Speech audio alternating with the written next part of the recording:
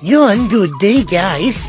Papakita ko nga para sa inyo yung process kung paano ginagawa yung printing.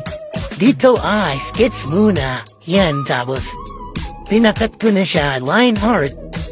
Yan, line heart lang. Tapos nagyan natin siya ng mga black and white. Yan, guhit, kulay. Tapos, yan ito lang yung process na i-drawing natin siya. Tapos ng drawing, kuhulayan natin yan.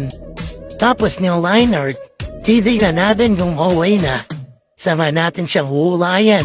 Pagkatapos nito, imama-up natin siya, ipiprint tapos. Ayan, print na natin siya sa damit. Ipipress lang siya. Di na yan okay na. Tapos, ayan, ready to pack na siya. May kita nyo. Ayan it press lang. Tapos, ina siya. Salamat nga pala sa mga nag-order. Sa mga gusto ba mag-order, PM lamang sa akin or sa page. Salamat.